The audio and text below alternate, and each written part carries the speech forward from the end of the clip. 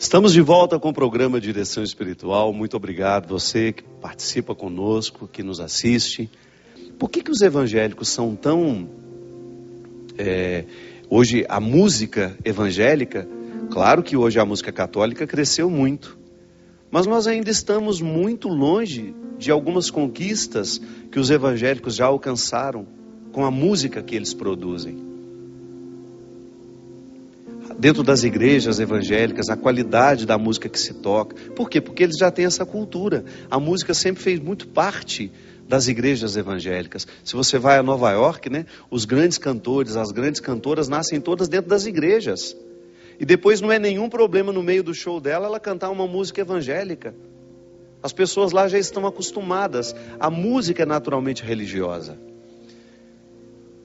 Os cantores não têm esse preconceito, né? Hoje, em muitos casos, se você vê, por exemplo, vai ter um show de samba. Se o cantor resolve cantar uma música religiosa, ele pode ser até vaiado. Porque, infelizmente, faltou para nós a cultura de colocar a música religiosa dentro do contexto da cultura, nas rádios, por exemplo. Qual foi a última grande música cristã tocada nas mesmas rádios que tocavam as músicas, os sambas, o rock? O Regis Danés, né, com aquela música dele, Entra na Minha Casa, Entra na Minha Vida, foi um sucesso nas rádios. Por que as nossas músicas não tocam ainda nessas rádios? Porque falta para nós que nos dizemos cristãos o hábito de prestigiar esses trabalhos. Então eu acho que um evangélico, quando ele vai fazer um presente, ele não vai pensar duas vezes, ele vai dar um CD de música de uma banda que ele gosta. E nós já estamos tão próximos dessa qualidade, né? Nós já superamos em muitos casos. Nós temos alguns, a banda Rosa de Saron, por exemplo. Olha a qualidade desses meninos. O Ministério Adoração e Vida, Aziz, Adriana, Celina. Tanta gente de altíssima qualidade. Aqui na Canção Nova, CD, DVD da Eliana Ribeiro, esse último dela, que coisa linda. Um excelente presente. Todo o trabalho que é feito, que é produzido, para a gente poder, CD do Eros, um novo trabalho, Marcas de Amor, do Nelsinho, lançando um novo trabalho agora, o Ricardo, o Santos Onada, o novo lançamento, que aliás o Christian está todo moderno lá no DVD, aqui ele fica com carinha de cobrador de ônibus, lá ele está com cara, não é aquele cobrador de ônibus sério, aquele menino assim, com cabelinho penteadinho certinho, lá não, ele está todo moderno, os cabelos arrepiados, falei, gente, é o Christian mesmo, o mesmo do Direção Espiritual. Enfim, uma série de produtos. Por que a gente não tem esse hábito? Inclusive vou aproveitar e vou responder uma pessoa aqui que me escreveu assim, a respeito da minha pregação de domingo. Quer ver? Ela fala assim: Padre Fábio, meu nome é Marília, moro em Osasco e fiquei muito, muito tocada com a sua pregação no domingo. O senhor me fez pensar algo que eu até então não havia pensado. O senhor tem razão quando nos disse, quase ao final da pregação, que nós não precisamos mudar de religião para assumir hábitos positivos. Que nós não precisamos deixar de ser católicos para poder parar de beber. Padre, eu lhe pergunto, por que o discurso católico se distanciou tanto desses alertas que precisam ser feitos quando o assunto é vício? Por que nós católicos ficamos tão hipócritas em tentar viver um cristianismo conciliando com tudo aquilo que é permissivo e nocivo nos dias de hoje? Gostaria muito que o senhor voltasse um pouco à reflexão de sua pregação para que nos ajudasse a pensar que o catolicismo precisa ser tão radical quanto a vida evangélica para muitos irmãos evangélicos. Muito obrigado, Marília. Ela não tem razão? Tem mesmo. É o que a gente falava aqui no domingo. Por que durante tanto tempo a gente associava que a pessoa que não bebia, que é aquela que tinha mudado de religião? Inclusive a gente tinha essa brincadeira, né? Quando alguém oferecia uma bebida para nós falávamos, não, minha religião não permite.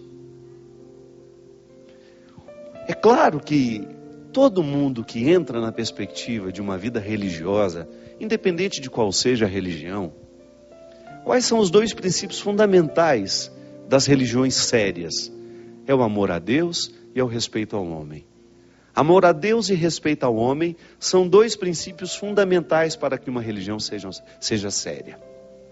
Como é que nós identificamos? Primeiro, o amor a Deus é fazer com que tudo seja vivido como graça dele recebida, e um constante esforço de glorificar Deus na nossa história. Eu, quando vivo, eu faço de tudo e quero fazer de tudo para que Deus perpasse todas as minhas escolhas, que eu não escolha nada sem que Deus participe dessas escolhas. E aí o respeito ao homem é justamente o respeito àquilo que eu sou, o respeito à minha dignidade, o respeito às regras do meu corpo. Isso é muito interessante, minha gente. Uma religião bem vivida nos coloca no devido respeito àquilo que nós somos. Eu sou frágil, eu sou limitado. Se eu beber demais, eu vou desenvolver uma doença no meu fígado. O meu fígado não aguenta essa quantidade terrível de álcool que muitas vezes nós o expomos. Você sabe, eu quando tive hepatite, o doutor Antônio lá de Petrópolis me ensinou uma coisa muito interessante. Eu fazia um exame quase que todo dia para medir aquela gama-glutamil, que é uma das nossas taxas hepáticas que precisa ser medida. Por exemplo, não sei mais os números, que eu já tenho muito tempo isso. Vou dar um exemplo. Uma pessoa normal tem que ter, por exemplo, 20. O número máximo daquilo tem que ser 20. Uma pessoa que tem cirrose, ela tem isso 200, 300. Uma pessoa ao tomar 4 doses de uísque, se fizer um exame dela naquela hora, ela tem a mesma taxa que uma pessoa que tem cirrose.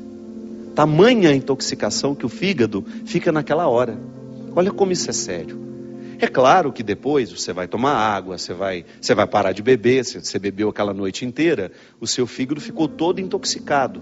É por isso que quando uma pessoa está de ressaca, ela não consegue nem sentir o cheiro de comida. É porque ela está com o fígado da mesma maneira que uma pessoa que tem cirrose, que não consegue nem sentir o cheiro da comida. Claro que a cirrose é um estado definitivo. Aquela pessoa que está com a intoxicação temporária, uns 2 dias depois ela já está normal, o fígado se recupera. Mas quando ele começa a sofrer esses ataques constantes, ele começa a adoecer.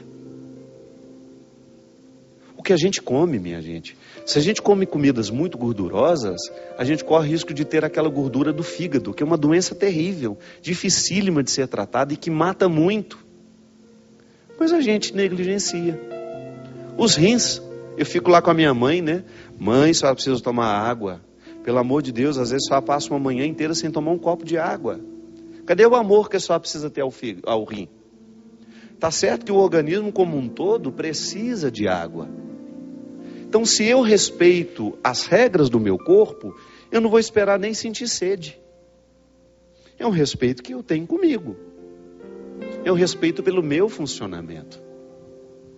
Aí eu vou tomar uma água, vou favorecer o meu organismo e, sobretudo, os meus rins, que purifica todas as impurezas do meu corpo, como? Através da água. Se eu não dou água a ele, é claro que ele vai trabalhar com dificuldade.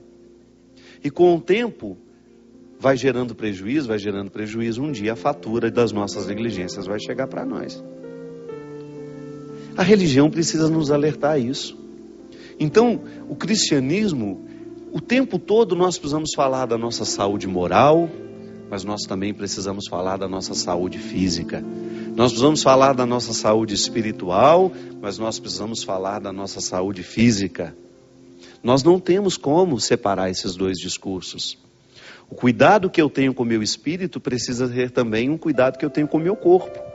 Então a minha conversão, se eu fiz uma experiência verdadeira de Jesus, se Jesus tornou-se para mim um referencial de vida, de verdade, eu vou então cortar tudo aquilo que possa ser nocivo à minha saúde e vou fazer de tudo para viver escolhas saudáveis.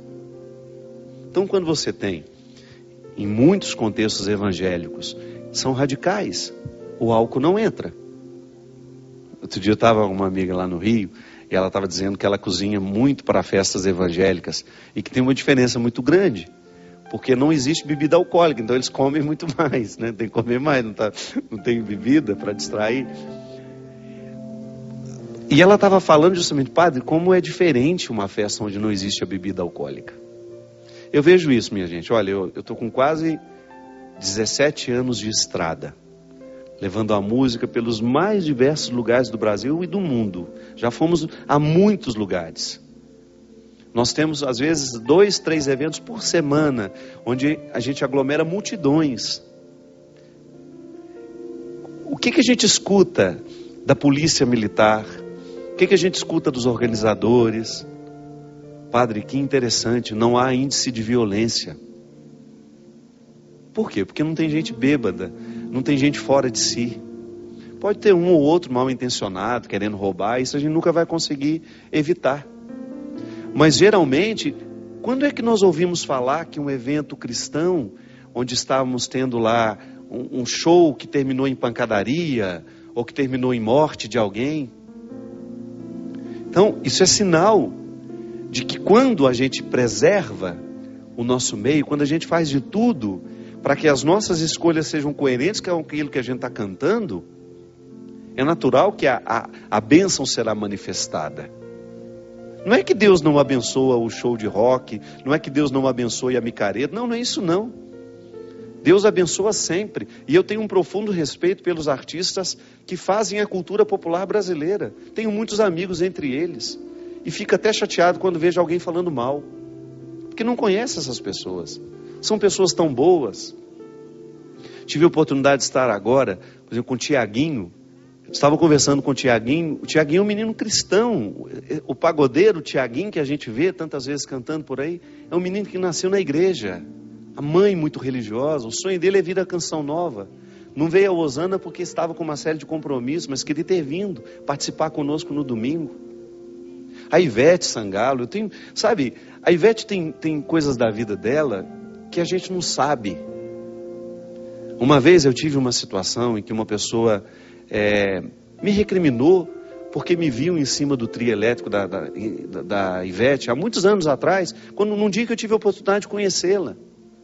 Estava no mesmo lugar onde ela faria um show, ela faria num dia, eu faria no outro, e ela com muito gentilmente me recebeu, com muito respeito, e falou: padre, me dá a honra de o senhor ficar conosco aqui hoje. E eu fiquei, e depois daquilo um comentário maldoso na internet, achando absurdo de que eu estava lá naquele lugar. Tudo bem, as pessoas têm o direito de discordar, mas eu sei como eu estava ali. Mas o que mais me deixa chateado é quando as pessoas agridem as outras e coloca como se aquela pessoa fosse uma pessoa má por causa do trabalho que faz. E aí, naquele momento eu fiquei assim, meu Deus, como às vezes a gente é injusto. A Ivete Sangalo, por exemplo, uma coisinha só que eu sei dela que me deixa encantado. Eu sou parceiro do Hospital de Câncer de Barretos, você sabe disso. E você sabe que a Ivete, do bolso dela, ela pagou uma carreta, um patrocínio dela.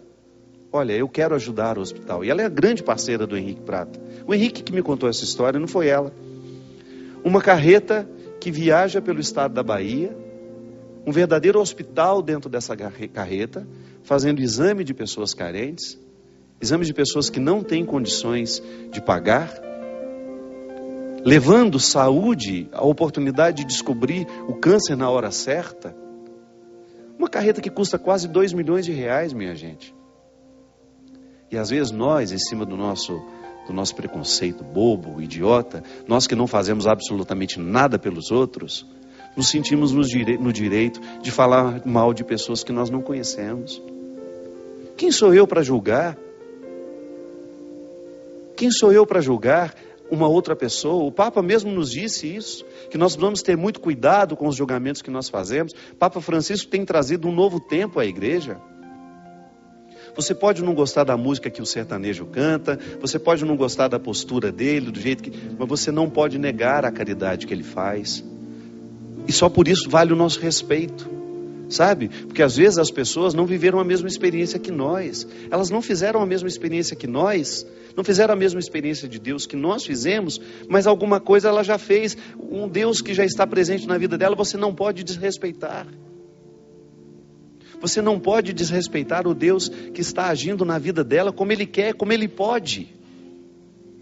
Então, às vezes, nos falta a simplicidade de identificar isso, mas ao mesmo tempo nos falta também a coerência de dizer, eu sou cristão, vou prestigiar a festa da minha paróquia, mas não bebo.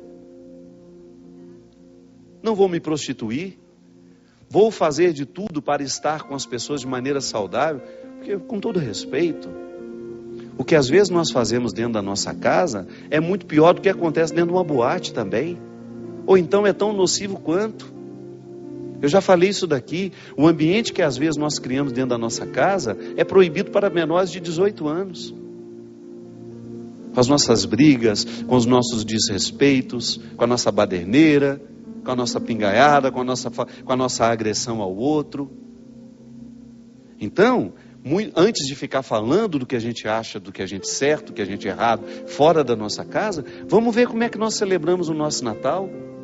Vamos ver como é que nós celebramos o nosso Ano Novo. Vamos ver como é que nós celebramos as nossas festas dentro de casa. E você tem toda a razão, Marília. Durante muito tempo, nós deixamos de falar dessas coisas. E volto, meu respeito aos evangélicos, que ensinam aos filhos desde criança que não devem beber. Que o álcool, tudo bem, tomar um vinho, tomar uma cerveja de vez em quando, desde que isso não seja para nos retirar do centro das nossas decisões. Nós não podemos perder a nossa capacidade de decidir. Nós não podemos abrir a guarda, porque daqui a pouco a gente vira alcoólatra. É assim mesmo, a gente perde a liberdade muito fácil, gente. A liberdade, ela vai embora muito fácil toda vez que o vício entra na nossa vida. E não precisa ser assim. Eu acho que a gente tem condições, sabe, de fazer escolhas. Você, de nós sabermos nos divertir, de nós termos amigos, de nós não sermos chatos, né? Aquela pessoa chata que não gosta de nada, que não vai a lugar nenhum, que não é capaz de conviver com os outros. Não, não é isso não. Mas ao mesmo tempo, de na sua diversão, você demonstrar que o cristianismo aconteceu em você. Que a sua alegria não precisa ser motivada pelos vícios. A sua alegria vem da satisfação de ser quem você é, de fazer o que você faz, de estar em paz com você.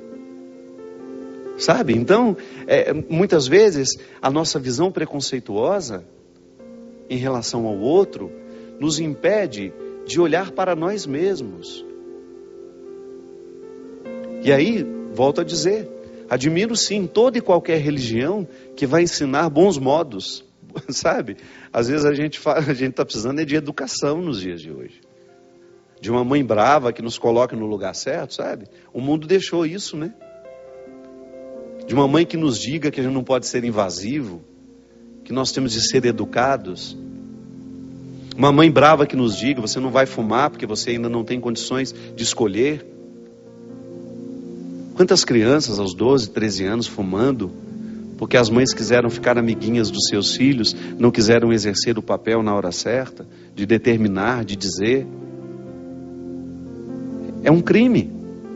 Por que o catolicismo, por que você precisa mudar de religião para poder ficar assim, mais responsável, mais temente a Deus, mais amante da palavra de Deus? Não tem de mudar de religião, não. É você descobrir as exigências que existem aqui dentro do cristianismo católico. Sim, as exigências estão aqui sim. E seria um equívoco da nossa parte não pregar essas exigências. Volto a dizer, não se trata de ser relativista. Não se trata de você poder dizer, olha, vou fazer isso, vou fazer aquilo, e não estou nem aí para as repercussões daquilo que eu vou fazer, não. A nossa experiência de Deus nos diz que nós tudo podemos, mas nem tudo nos convém. Então, ainda que você esteja num ambiente que não seja cristão, você pode ser, sem arrogância. Pode ser que Deus tenha te levado lá só para você dar o seu testemunho, da sua serenidade, sabe? De você ser sereno, um cristão sereno, que anuncia, que é profético, mesmo sem dizer absolutamente nada, apenas convivendo, demonstrando que o Deus que agiu na sua vida, lhe tornou um ser humano melhor. Derrame sobre todos nós a bênção e a proteção do céu, do Deus Todo-Poderoso, Pai, Filho e Espírito Santo. Amém. Até a semana que vem, se Deus quiser. Muito obrigado. Obrigado pela oportunidade, mais uma vez, de entrar na sua casa, na sua vida.